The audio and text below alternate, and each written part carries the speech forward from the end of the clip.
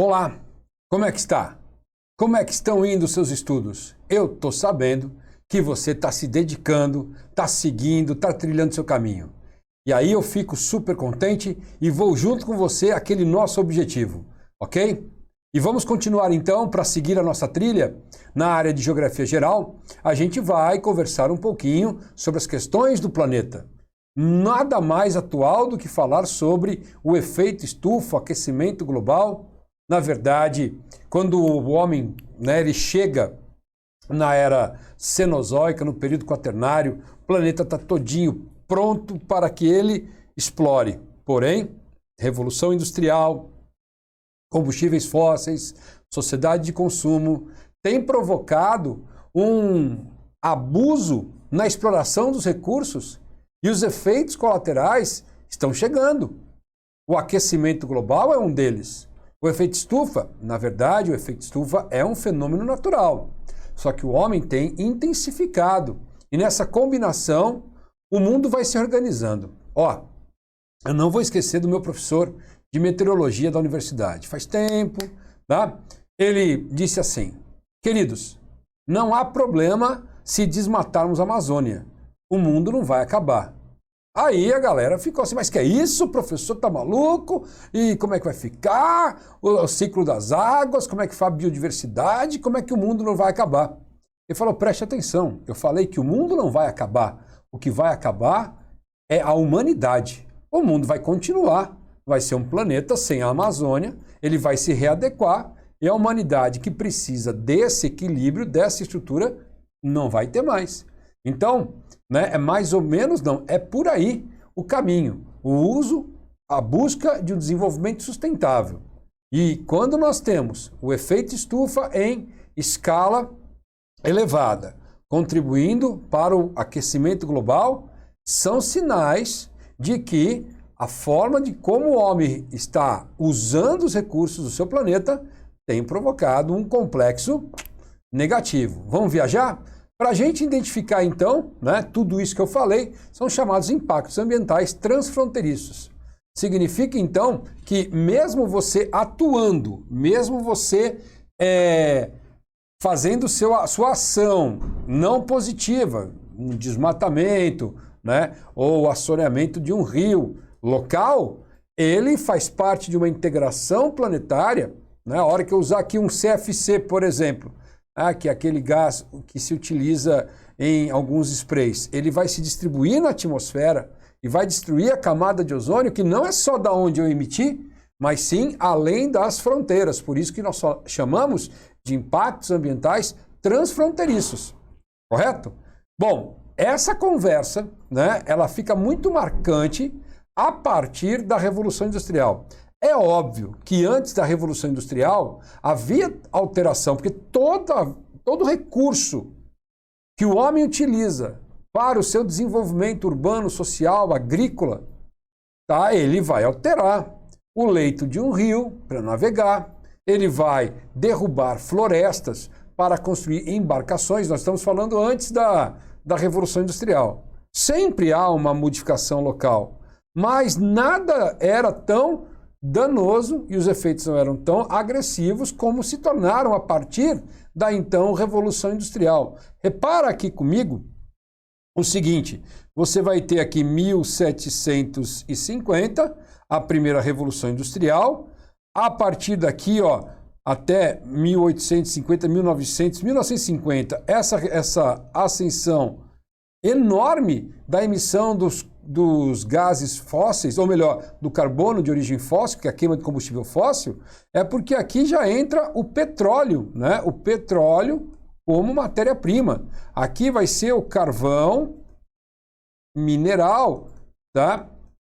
Não é que acabou. Aí você junta carvão mineral, petróleo, você usa a Revolução Verde. A Revolução Verde também é outro elemento histórico, depois da Segunda Guerra Mundial, que vai contribuir através do desmatamento que diminui o sequestro de carbono. Quando você desmata, você diminui o sequestro de carbono, tá? E a quimização da agricultura. Então, o modelo chamado homem urbano, ele vai contribuindo. E essa escala vai tomando dimensões a ponto de que essas concentrações de mais de 10.000 ppm vão proporcionar o quê? Vão proporcionar os impactos de ordem ambiental. Então, o nível da interferência da sociedade sobre os elementos naturais sofreu grande aumento a partir da Revolução Industrial. Tá? Com essa afirmação, porém, a intenção não é passar a ideia que foi o século XVIII, mas é que a agressividade ela se intensifica pós-Revolução Industrial, ok? E assim a gente vai entendendo as escalas. Uma parte expressiva desses problemas são os atmosféricos, o aquecimento global, a redução da camada de ozônio e as chuvas ácidas. Nós vamos conversar nesse capítulo sobre o aumento, né, a intensificação do efeito estufa, o aquecimento global e a rarefação da camada de ozônio, né?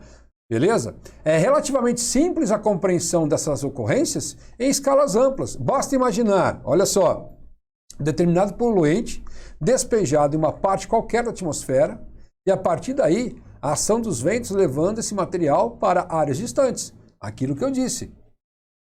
Ação local, impacto global. É por isso que são impactos ambientais transfronteiriços. Além da circulação do ar, da atmosfera como elemento determinante para a ocorrência de fenômenos transfronteiriços, pode-se entender que a poluição das águas em decorrência do movimento dos rios e marés acaba espalhando poluentes para regiões distantes. Então aqui a gente tem as escalas de ordem transfronteiriça pela atmosfera e de ordem transfronteiriça pelos recursos hídricos, né? A gente tem imagens e relatos de plástico que são transportados pelas correntes marinhas e se acumulam, por exemplo, no Caribe. Aquele plástico que você utilizou, né? Não sei que parte do Brasil você está, mas saiba que todas as bacias hidrográficas brasileiras são exorreicas. Isso quer dizer o quê? Elas escoam suas águas do continente para o oceano. Então eu aqui que estou no centro-sul, né? no centro-oeste brasileiro, na bacia do Rio Paraná, em tese, o material que eu jogar nessas águas, ele vai escoar e vai terminar lá na Argentina e vai terminar lá no estuário do Prata. Faço parte da bacia do Paraná, estou morando.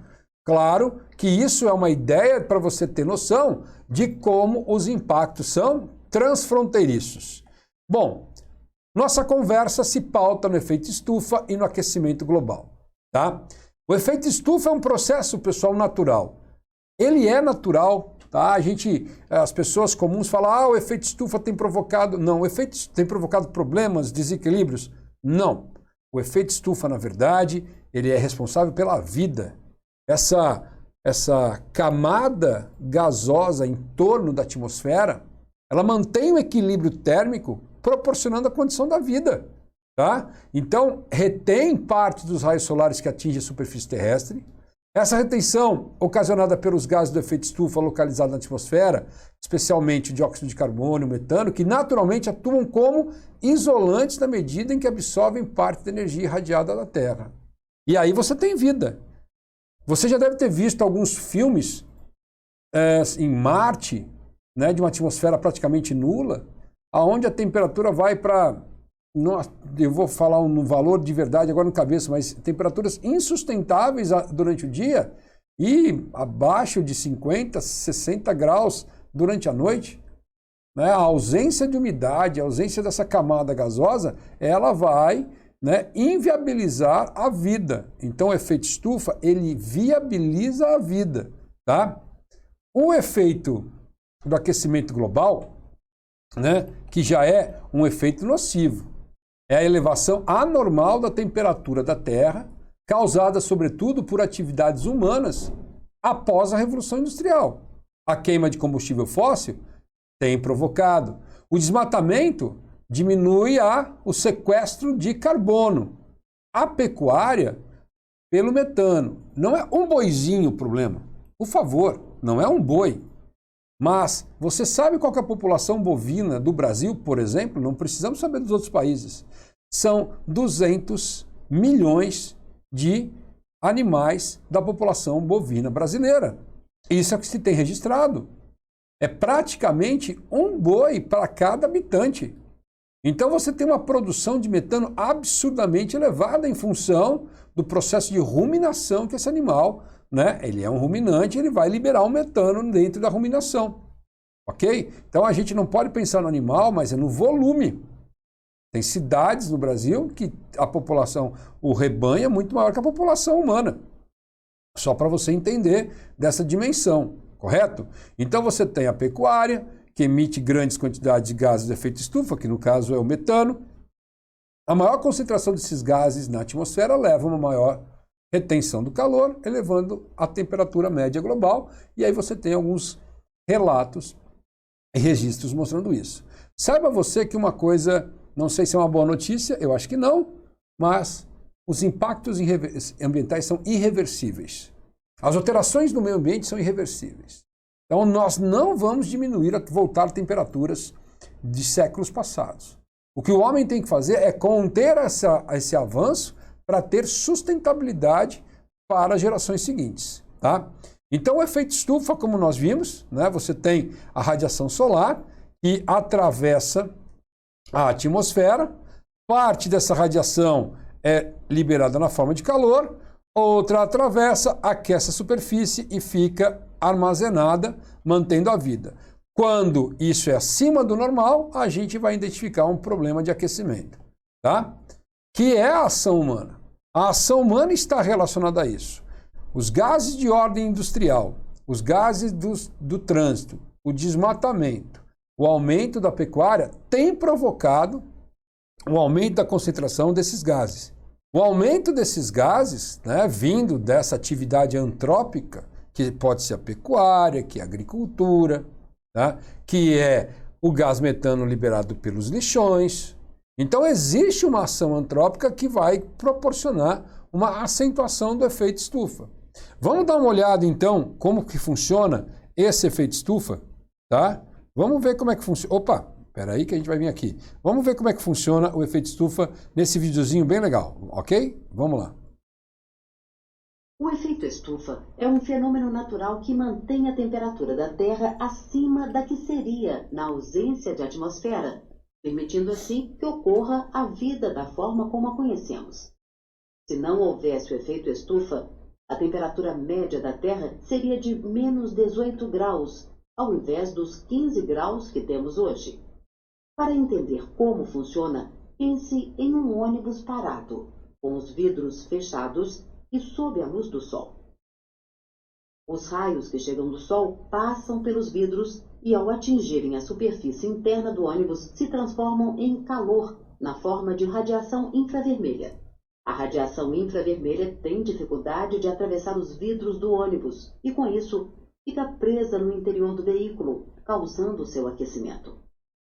O mesmo ocorre com a atmosfera da Terra, onde alguns gases funcionam como o vidro do ônibus, deixando que a radiação do Sol entre e se transforme em calor, mas impedindo que esse calor, na forma de radiação infravermelha, volte para o espaço. A radiação infravermelha é capturada pelos gases estufa que se aquecem e aumentam a temperatura do ar. Os principais gases estufa são o vapor da água e o gás carbônico. O balanço de energia. Da forma como está composto atualmente, o sistema Terra-atmosfera está em equilíbrio, pois toda a energia que entra é igual à que sai. De toda a radiação solar que atinge a Terra, 30% é refletida antes de atingir o solo, 70% é absorvida e convertida em calor. Para que o equilíbrio energético seja mantido, toda essa radiação deverá ser emitida de volta para o espaço.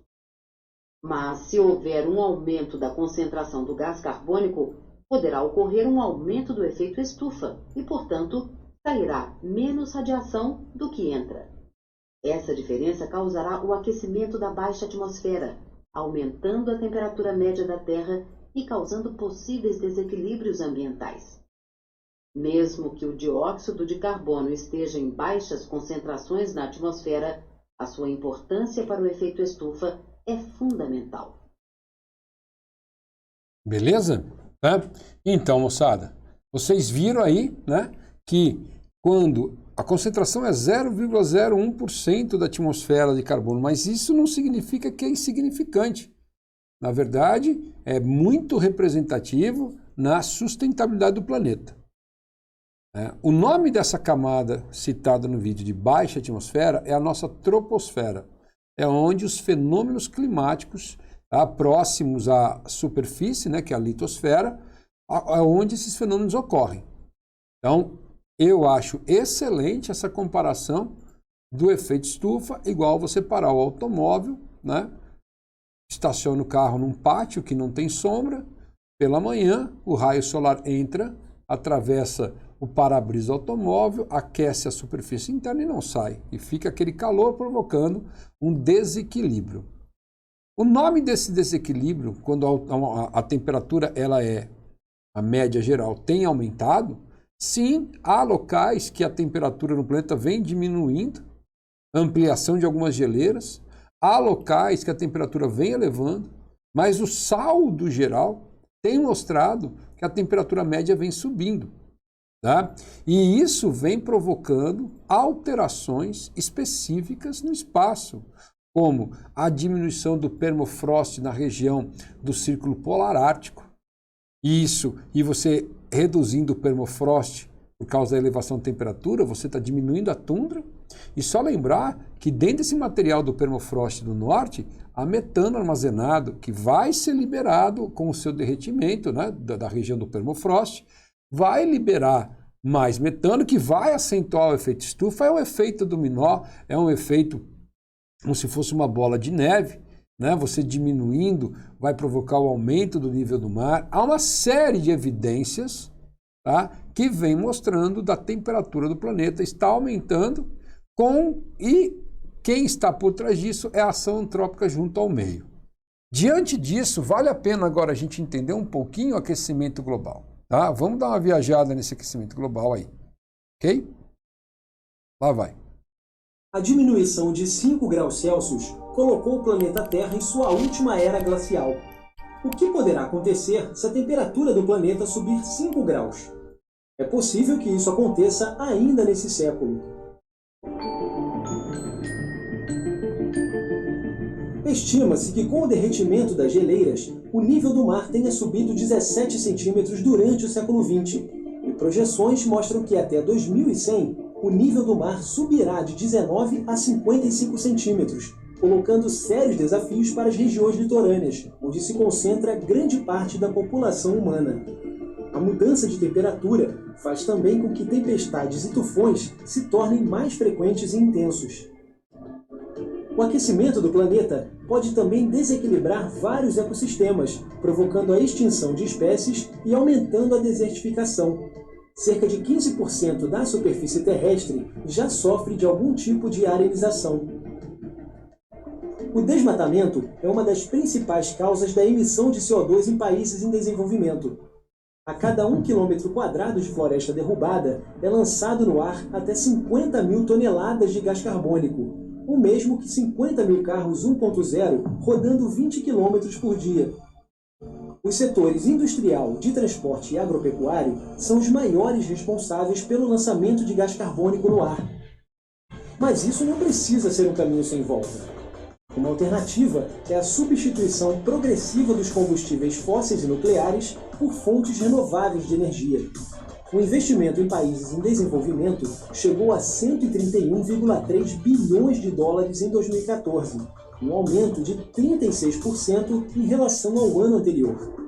Outra demanda importante é pressionar os governos a adotar as medidas do Protocolo de Kyoto, que em 2017 completa 20 anos e que pretende diminuir em 55% a emissão de gás carbônico do planeta Terra. O aquecimento global afeta todos nós. Você vai deixar a indústria do petróleo definir como será o futuro do planeta?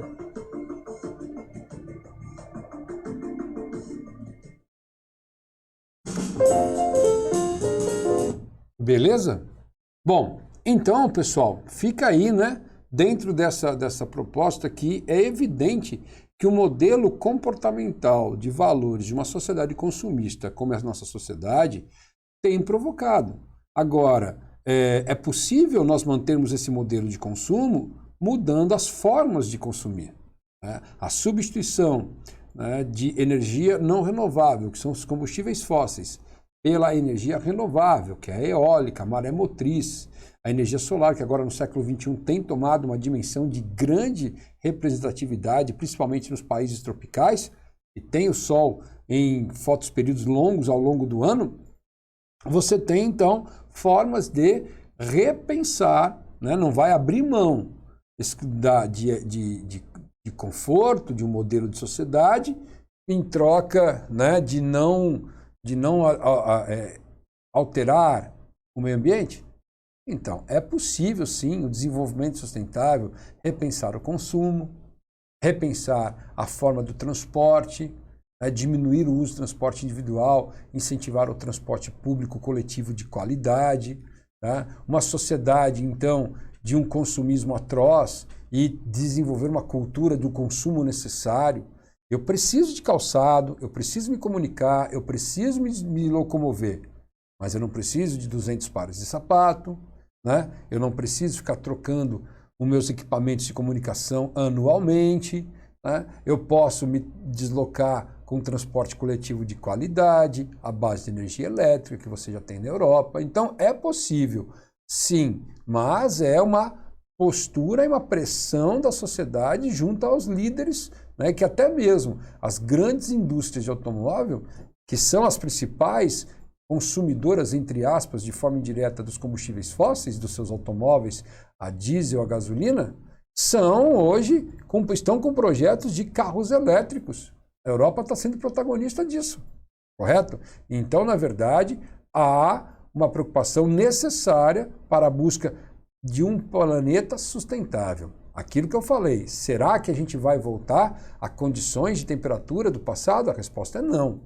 Mas, se a gente mudar a postura, proporcionalmente mitigaremos, né? Mitigar é o verbo, mitigaremos, né, toda a problemática ambiental. As evidências que proporcionam a busca de um equilíbrio estão aqui, tá? As evidências a temperatura média da Terra subiu 0,7 graus no último século. Então nós temos furacões só acontecem quando as águas do oceano ficam quentes demais. Isso é uma evidência. Nos últimos 3 anos, a ocorrência de furacões tem aumentado e a intensidade dos mesmos cada vez mais impactantes, atingindo ilhas habitadas, litorais, cujo prejuízo é incalculável com a vida humana e a estrutura material. Geleiras vêm se derretendo, proporcionando, como nós vimos recentemente, a elevação dos níveis do oceano.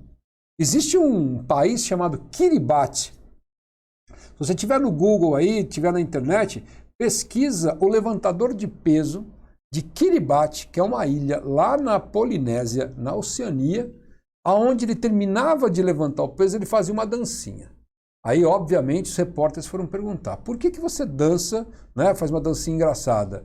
Eu faço isso para vocês virem me perguntar por que eu faço e eu aviso, pessoal, o meu país, Kiribati, que é um arquipélago na Oceania, tem 250 mil habitantes, ele está com os seus dias contados em função da elevação dos oceanos. O arquipélago vai sumir, depois você entra na internet, você olha, é um lugar lindo, maravilhoso, Kiribati, tá? Que vai sumir por causa da elevação. Então, é fruto do derretimento das calotas polares. Enchentes e secas mais violentas, e a intensidade dos fenômenos, ondas de calor na Europa, ondas de calor nos Estados Unidos, depois com ondas de inverno rigorosas, os extremos vêm se acentuando, tá? E em 2004 o Brasil teve o furacão Catarina, que foi uma tragédia no litoral de Santa Catarina e um furacão fora das áreas de furacão, que ele foi abaixo do Trópico de Capricórnio, como nós falamos em aula passada. Existem fatos, né, relacionados à mudança climática, são inevitáveis. Fatos que interferem no nosso cotidiano. A elevação de temperatura, recorde de calor 98 a 2005, né, tem mostrado picos elevadíssimos fora do padrão natural. As plantações têm se submetido a grandes estresses de temperatura que o mundo produziu menos grãos que consumiu em 4 anos seguidos, nesse início do século XXI. Tá? Outro fator interessante é o aumento do feijão, que é assim, claro que eu não posso ser simplista e relacionar o aumento do feijão exclusivamente por causa das condições climáticas. Existe condição de mercado, existem outros fatores, mas não podemos desprezar fatos de estiagens muito prolongadas, fora do padrão, provocando então a quebra de safras. Isso acontece. Então a gente tem chuvas excessivas em períodos que não eram para se chover, comprometendo a colheita. Então a gente coloca assim elementos, alterações de ordem climática, tá? A placa de gelo em 2002, uma placa de gelo com o dobro da cidade de São Paulo e 220 metros de espessura, se soltou da Antártida e ficou à deriva no oceano, tá? Em um mês se desfez em pedaços. Então é uma evidência interessante. Traz-se o furacão Katrina de 2005 como uma das maiores tragédias recentes. O Katrina, depois em 2018, 17, 18, teve o Irma nos Estados Unidos também, que foi uma grande tragédia. Quer dizer, a ocorrência das intensidades agressivas dos furacões tem aumentado em relação aos seus históricos passados. Tá? Em 2003, uma onda de calor acima da média matou 30 mil pessoas na Europa. Daqui 50 anos, a temperatura média na Europa vai subir. Né? E hoje você já identifica situações na Europa alarmantes em função do calor. O Catarina aqui na região sul, como eu falei para vocês, nunca em toda a história houve indícios de furacões na história brasileira. Olha que interessante. Esse aqui, pessoal, é o Kilimanjaro na África em 1993. Tá? E em 2000, o Kilimanjaro com seu volume de neve muito menos representativo. Então essas evidências levam ao questionamento em relação à temperatura. Tá? E a neve no topo do Kilimanjaro não deverá passar em 2015, quer dizer, nós já estamos, né, em 2021 e já temos então a neve praticamente extinta na região do Kilimanjaro. Outra evidência também é o Monte Everest, que tem provocado, né, uma situação de diminuição da neve. Tá? Essa cordilheira, que é o teto do mundo, tem acontecido o quê? 2/3 da neve das montanhas deverão colapsar. E aí você vai ter o quê? Grandes enchentes que vão, porque a neve é água, ela vai derreter e vai drenar, vai escorrer, verter para os vales onde a população local vive. Países pobres como Butão, Nepal, Paquistão vão ser vítimas dessas futuras inundações. Tá? Isso aqui é muito sério aqui no universo tropical. É o aumento, né, da propagação de insetos em função do aumento da temperatura. Dengue, zika, chikungunya, né, são cada vez mais presentes em função da elevação da temperatura dos países tropicais.